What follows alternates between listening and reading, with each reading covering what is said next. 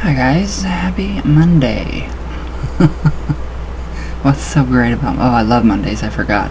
Why am I, flickering?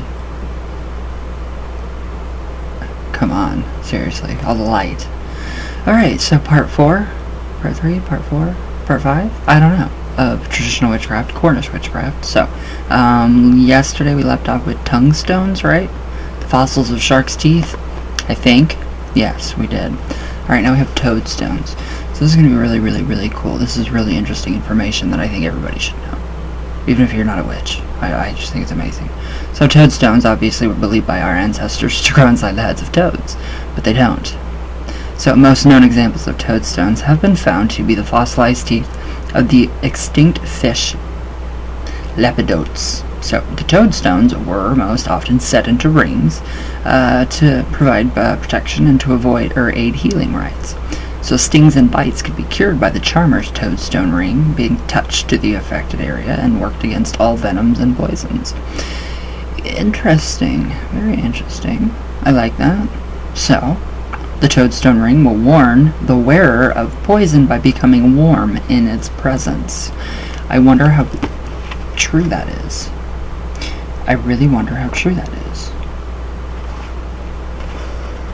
Okay, where did I go? Okay, yeah.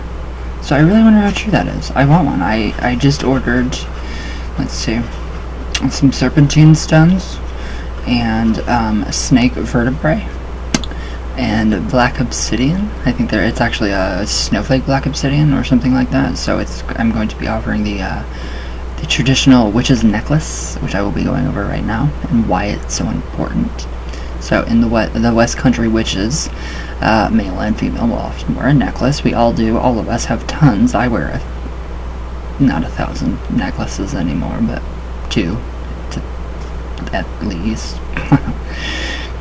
So yeah, we will often wear a necklace or a pendant of magical virtue. So obviously, so such things as hagstones and bird's feet are used.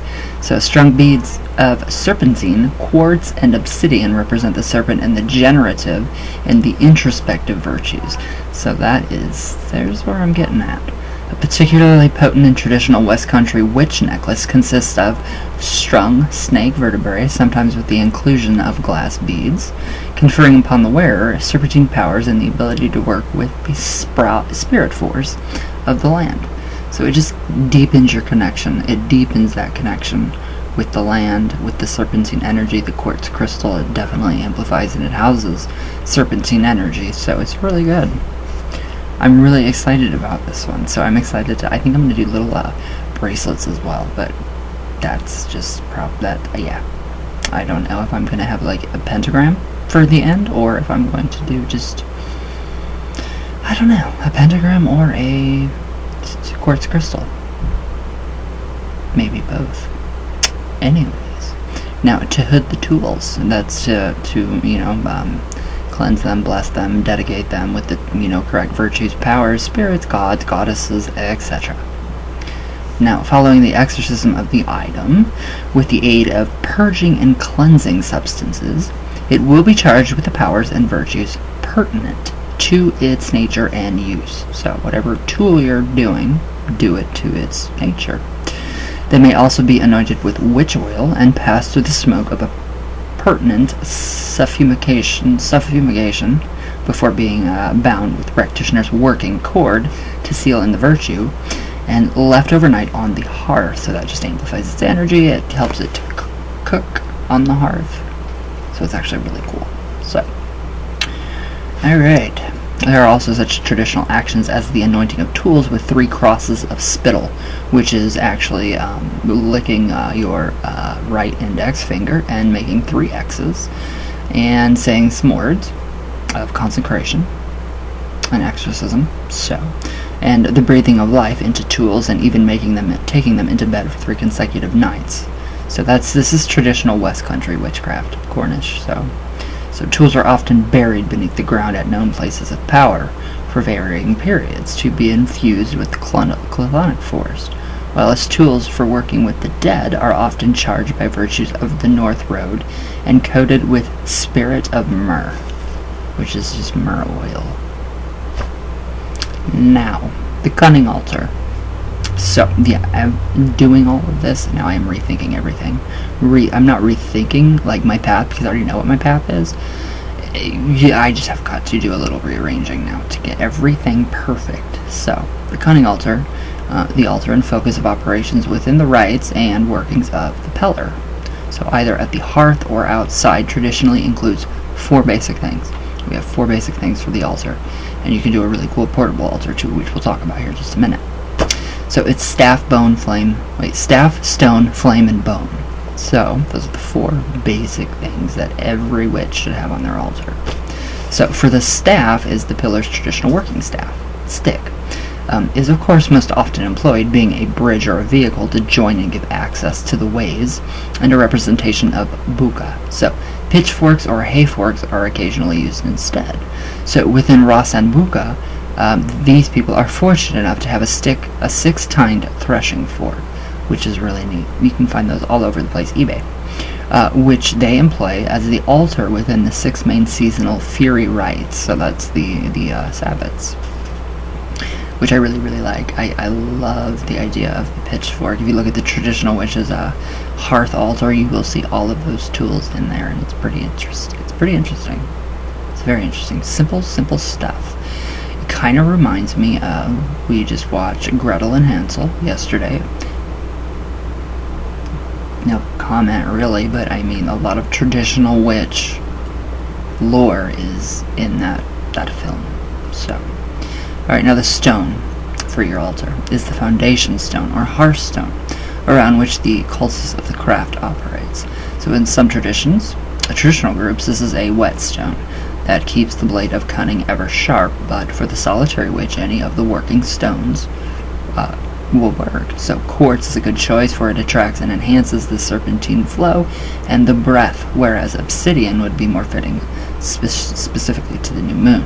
So, now, that's interesting. Very interesting. That gives a lot of clues away right there. Just that tiny little itsy-bitsy thing right there. A lot of clues. So, read between the lines, between the horns, betwixt the horns, all of it. Now the flame. So the flame is the flame of cunning, the light betwixt the horns, and the light on the hearth that illuminates the path of the cunning way. Where'd I go? Yeah, I gotta laugh at myself today. So yeah, alright, here we go. Now it may be a lantern or simply a candle. So during indoor rites and workings where a full hood fire is not possible, a hood lamp is instead may be employed upon the altar. So yeah, this is the hood lamp, and this is what I have finally got. So known examples are formed with horseshoes fixed to a wooden base with a candle fixed between the upward pointing arms of the shoe, as a forked section of a tree branch, fixed also to a wooden base with a candle stuck between the forks. So this bewitched lamp is both a devotional object, being a potent visual representation of the horned one and the light betwixt the horns, and a practical item for magic. You can do a lot with that thing. You can do a lot with that, what is it called? Hood lamp. You really can. It's amazing. I love it. So this gets really interesting. Where'd it go? Oh, there I am. Alright. So just as the hood fire may be employed magically, so may the hood lamp assist workings to attract that which is desired and to banish that which is not. So often by the aid of pertinently a colored glass-headed pins, once the candle is identified with the object of the working. So that is sticking the pins in, and as the candle burns, each one falls probably about 9 pins in the candle, just like cord magic. So it's just like cord magic, which is really interesting. I mean, really interesting. So now we have the bone, which obviously is a representation of the old ones, the gods, spirits, and ancestors of the craft, and of the first one of the cunning way. Now, in grand rites, this may be an actual human skull, although other smaller human bones are more usefully portable and thus more often used. Now, that's, yeah, we don't really have access to human bones here, so yeah, no, not for me. Animal bones, though, and carved skulls have also been employed for this.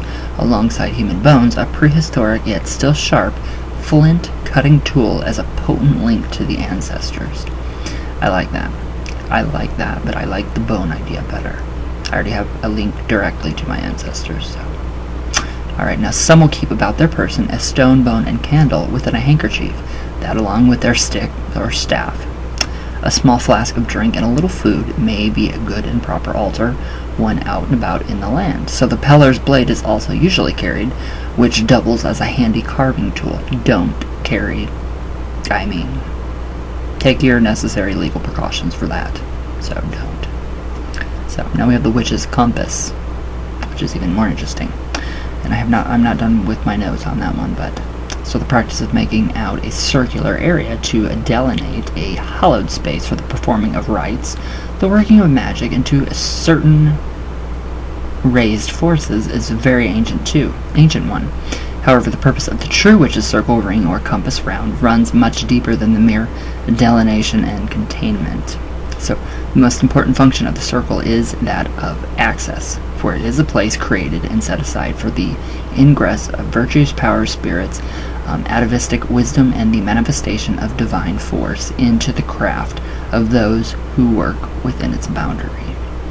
Very different from the pagan Wiccan, or the Wiccan circle. So it's very interesting. But I am just really loving the whole serpent energy, the serpentine and the quartz crystals. It's really, really amazing. And I don't know why I am so, completely enthralled in that. It's just really interesting to me. Yeah, I just think, I don't know. I mean, the necklace, that'll be incredibly amazing. It's not going to be anything, extremely, elaborate. It's going to be very simple. Very, very simple. So that's what I plan on doing. Hopefully it works. I think it will. I think I got some pretty good items. So let's do some coffee talk. Alright. Yeah, so now I know that the actual hood lamp can be used. Well, now I know how to make one, so I should have actually gotten just a horseshoe. I made it myself, but I mean the one that I found was very cheap. I don't know how I found that one. The buka, definitely the buka. All my spirits, all of them. Everything is just coming now. It's coming, all of it. I love it.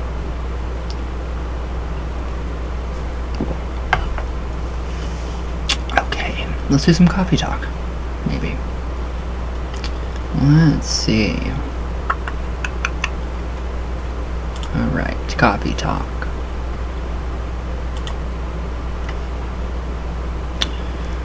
Phew.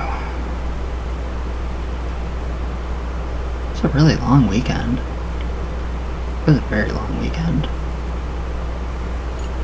Okay, now if this ever wants to pop up, there we go. Maybe. Come on, YouTube. Please. There we go. Alright.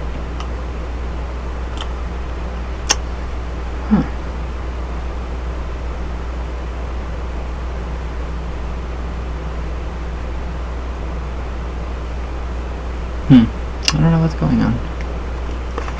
What is going on with my comments section? There we go. There we go, guys. Alright.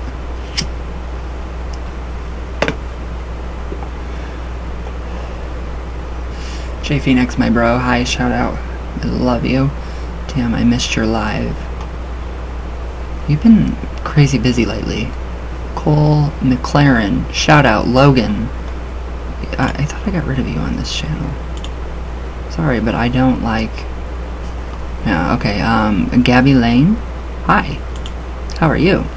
Thank you for your comment. Thank you, another video. Such a fascinating subject. I'm still looking through your channel, but I have found any videos yet, but besides La Santísima Muerte, have you worked with any other saints? Oh, I already read that comment. No. St. Michael and St. Jude. Those are the only saints that I really work with. So, I mean, the only ones that I really want to employ in my work.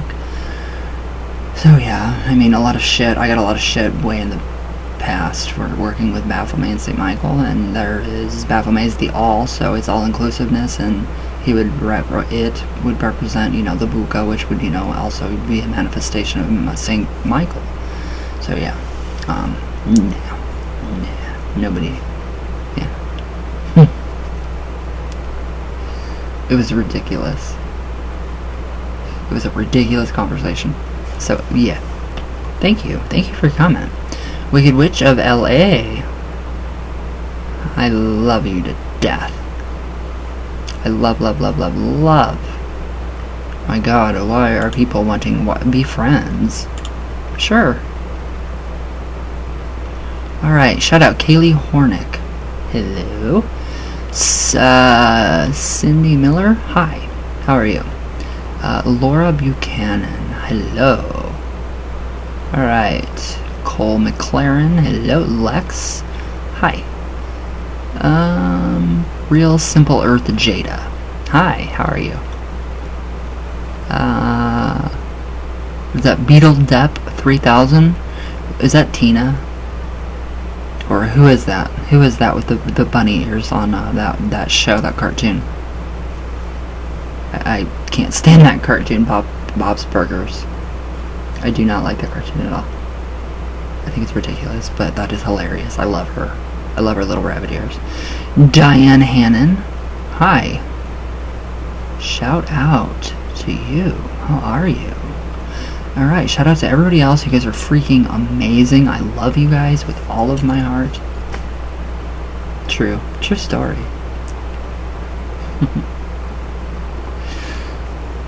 Ooh, that hurts. Anyways, alright, that's it for today, guys. Happy Monday. Feed those ancestors.